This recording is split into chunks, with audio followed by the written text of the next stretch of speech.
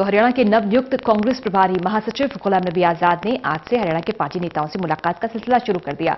इस मौके पर आजाद से पार्टी गुटबाजी, संगठन, फेरबदल और चुनाव की चुनौती को लेकर उनसे खास बातचीत की हमारे सहयोगी प्रदीप कुमार ने। हरियाणा मामलों के नवनियुक्त प्रभारी महासचिव वरिष्ठ कांग्रेस नेता गुलाम नबी आजाद इस वक्त हमारे साथ हैं। आजाद साहब, आपको जिम्मेदारी मिली है हरियाणा की, बड़े सवाल हैं और आपने हरियाणा के नेताओं से मुलाकात का सिलसिला भी शुरू कर दिया है। क्या विजन लेकर हरियाणा में आप पार्टी की तस्वीर पेश करने वाले हैं? देखो, अभी तो आज से ही हमने मिलने शुरू कर दिया। विधायकों से बात हुई, बहुत सारे लीडर्स यहाँ AICC में आए हैं, बहुत सारे वर्कर्स आए हर जगह, उनसे बातचीत हो रही है। अगले 2-3 दिनों में मैं अधिकतर लीडरों और वर्कर्स से और कार्यकर्ताओं से मुलाकात करूंगा और परसों रिजल्ट के बाद जब रिजल्ट आएगा, क्योंकि बहुत सारे नेता वहाँ भी हैं, कैंडिडेट भी वहाँ हैं और दूसरे लीडर भी वहाँ हैं, उसके बाद हम रणनीति बनाएंगे कि किस तरह से इलेक्शन की हमें तैयारी करनी है। अब जिस रिजल्ट की बात कर रहे हैं, काफ़ी महत्वपूर्ण चुनाव, जिनका चुनावी मुकाबला, आपको लगता है ये काफ़ी महत्वपूर्ण होगा? अगर यहाँ पर कांग्रेस जीतती है तो उस लिहाज से, और अगर हारती है तो उस लिहाज से? देखिए, मैं इसको हार जीत इसलिए नहीं ज़्यादा समझता हूँ कि ये कांग्रेस के लिए सबसे कमज़ोर सीट थी, बहुत ही कमज़ोर सीट थी।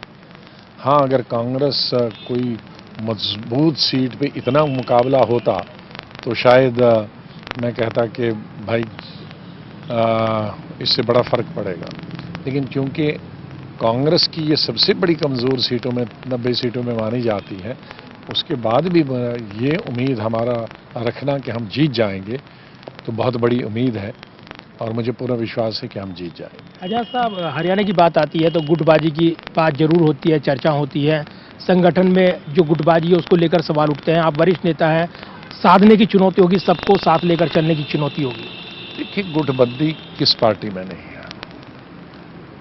गुटबंदी और राजनीति एक ही दिन पैदा हुए थे, ये जोड़वे भाई है। भारतीय जनता पार्टी, जिसको हम कहते हैं सबसे बड़ी डिसिप्लिन पार्टी है, लेकिन गुटबंदी जितनी उनमें है उतनी है नहीं। आप देखें, बहुत सारे मेंबर्स पार्लियामेंट हैं उनके, जो लोकसभा के हैं, दूसरे हैं, किस तरह से लीडरशिप के खिलाफ स्टेटमेंट देते हैं, किस तरह से दूसरी पार्टियों के मंचों से अपनी सरकार के खिलाफ बोलते हैं। तो गुटबंदी है ना, बहुत मंत्रियों के बीच में गुटबंदी है, MPs और सरकार के बीच में गुटबंदी है। तो हालांकि बहुत बड़ी डिसिप्लिन पार्टी मानी जाती थी, हर रीजनल पार्टी के अंदर गुटबंदी है। तो गुटबंदी और राजनीति ये दोनों बराबर चलती हैं, लेकिन मुझे पूरा विश्वास है कि जब हम विपक्ष के तौर पे सत्ताधारी पार्टी से लड़ेंगे, चाहे राष्ट्रीय स्तर पर या हरियाणा के अंदर, हम मिलके लड़ेंगे। आपने देखा कि जींद के अंदर आपको गुटबाजी कहीं नहीं दिखी दे रही। अपने आप से सब गुटों के लीडर, बड़े छोटे, सब अपने आप से पूछे, कुछ बिन बुलाए कुछ बुलाए, लेकिन वहाँ उन्होंने इंतज़ार नहीं किया कि कैंडिडेट हमको बुलाएगा या पार्टी प्रेसिडेंट हमको बुलाया। अपने आप से वहाँ कैंपेन करने गए और भारतीय जनता पार्टी को पराजय देने के लिए एक हो गए।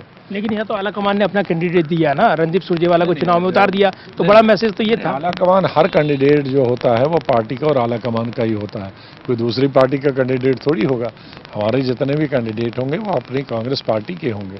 तो कांग्रेस पार्टी का जहाँ भी कैंडिडेट होगा, चाहे वो लोकसभा या विधानसभा के लिए, वो हमारा होगा, कांग्रेस पार्टी का होगा, आलाकमान का होगा और उसको जिताना सबका कर्तव्य होगा। पिछले दिनों लगातार हम ये देखते रहे, सुनते रहे कि बदला जाएगा, प्रदेश अध्यक्ष को बदला जाएगा, संगठन में फेरबदल होगा। ऐसा नहीं हो पाया और उसका खामियाजा संगठन को भुगतना पड़ा, ये भी चर्चाएं नहीं। देखिए, अभी मुझे किसी ने इस बारे में तो अभी कोई चर्चा मेरी हुई नहीं। जैसे मैंने कहा कि पहली दफ़ा आज सब लोगों से बातचीत शुरू हो गई और ये अभी 2-4 दिन ये सिलसिला चलता रहेगा, क्योंकि परसों से पार्लियामेंट भी शुरू हो रही है। तो मैं असेस करूंगा क्या सिचुएशन है, क्या पोजीशन है, लेकिन अभी चेंज करने के बारे में किसी ने बात की नहीं। लोकसभा चुनाव की चुनौती सामने है और संगठन में जो नियुक्तियां होनी है वो भी है, ब्लॉक लेवल की बात हो, जिला लेवल की बात हो, अभी तक टीम नहीं बनी है।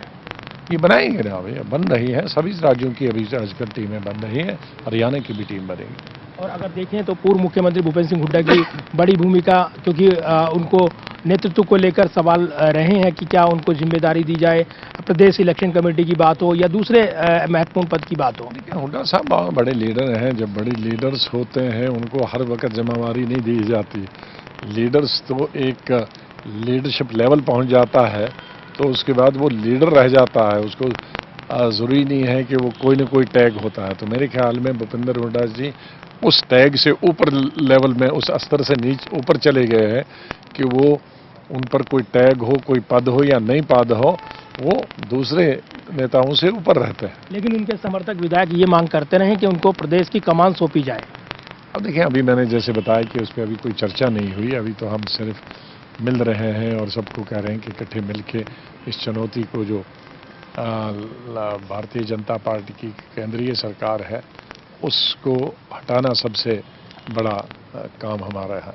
एक आखिरी सवाल चलते चलते, क्या प्रदेश में आप कोई फेस अनाउंस करेंगे जो विधानसभा चुनाव में फेस होगा पार्टी का, मुख्यमंत्री पद का दावेदार होगा? बहुत अच्छे फेसेस हैं हमारे पास, सभी लीडर्स हैं और एक फेस से नहीं, जितने फेस आएंगे उतना अच्छा होगा। और मुझे इस बात की खुशी है कि हमारे पास बहुत सारे लीडर हैं और हर लीडर का हम पूरा उपयोग करेंगे चुनाव जीतने के लिए। धन्यवाद टोटल टीवी न्यूज़ से बात करने के लिए। और ये जो जिम्मेदारी मिली है हरियाणा में, अब बतौर प्रदेश महासचिव के तौर पर जो जिम्मेदारी उनको दी गई है प्रभारी के तौर पर, वो निभाएंगे गुलाम नबी आज़ाद। साथ ही गुटबाजी को खत्म करना प्राथमिकता रहेगी और प्रदेश में सभी को साथ लेकर चलना बड़ी चुनौती रहेगी। तमाम सवालों के जवाब मिलेंगे आने वाले दिनों में। अब इस बीच हरियाणा के नेताओं से मुलाकात का सिलसिला शुरू कर दिया है गुलाम नबी आज़ाद ने। कैमरामैन शुरवीर के साथ प्रदीप कुमार, टोटल न्यूज़, दिल्ली।